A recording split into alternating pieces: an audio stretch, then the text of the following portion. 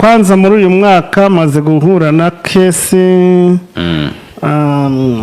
26 yego z'abantu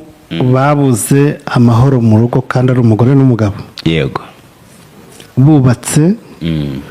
bafite ibiborohereza ubuzima amamodoka bakize kwanza yego ariko kijyanye n'umudendezo n'umutuzo mu rugo barakibuze umuntu uri kunyumva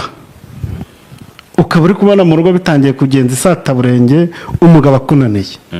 cyangwa umugore akunaniye yego uri kubona abana barihirira amashuri biga mu mashuri meza bakirirwa mu biyobyabwenge mu biki ukamwohereza kwiga akigira gusambana yego cyangwa akigira mu biyobyabwenge ibyo utamwoherejemo wamuhaye ibishoboka byose ngwino hano ngufashe yego ndakwinye ngwino ngufashe urugo rumere neza abana bajye ku murongo yego ufite indwara z'amayobera ngwino ngufashe umuntu wahezweho n'inda umuntu kubyara byananiye yego ngwino nkuvure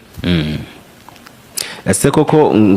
umutanga urubyaro ngo mugafasha n'abantu ngo gucuruza ngo bagahinga bakeza ese koko ibyo bintu nibyo dutanga umuti wo gucururizaho umuntu wagize igihombo giturutse ahantu hariho hose umuntu wahombye mu mayobera ngwino ngufashe uyu mwaka ubuzima bukuryohere ngwino yewe muntu wabuze urubyaro ngwino ngurebere impamvu nimara kuyibona nk'umuti njyewe umuntu wabuze urubyaro mu mezi 6 aba amaze kugira icyizere cy'uko atwite yego kandi biturutse ku bipimo bya kizungu wowe ukamuvura mu buryo bwa Kinyarwanda njyewe nkamuvura nkabubwira noneho dore nkwaye umuti genda iyo wivuza bakurebere ko utwite akajya muri ekogarafi bisanzwe bakabona cyane wow ariko niba wararozwe n'umuntu yego ngengwe no nkuvure hanyuma se nk'uyu muntu uri mu hanze uyu mudamu wari guhamagaye wo muri Amerika ukahita simbyita gushika harya gutya icyambere ncika isura nkayikwereka nkuko nyamaze kwereka uyu mugore yego icya kabiri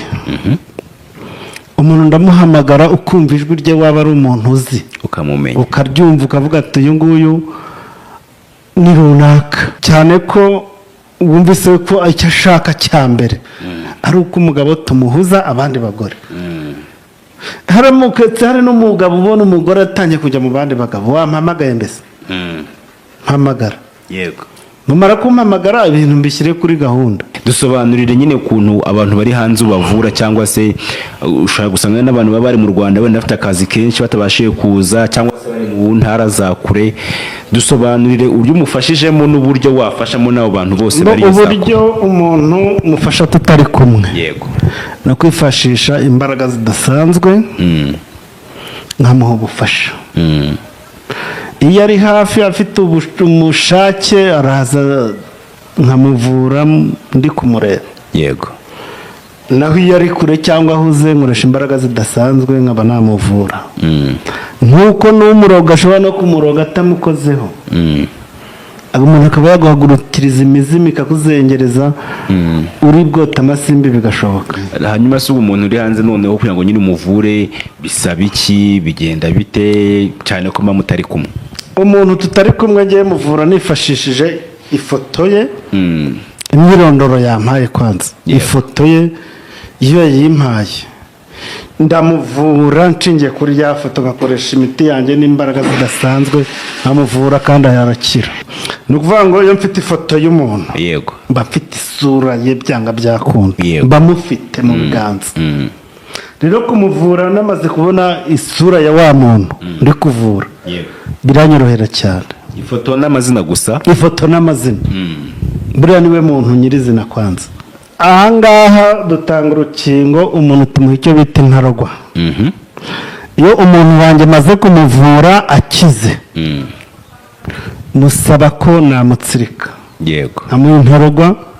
none wa muntu umuroga akajya abimwoherereza akamuroga ariko bigafata ubusa bigasanga akingiye afite ubudahangarwa kuri iyo ndwara muteza yego inimero ndayibaha iri no kuri WhatsApp izi nimero ziri no kuri WhatsApp yego ushaka akaba afite ikibazo cy'uburwayi ibibazo by'amayobera nampamagare mufashe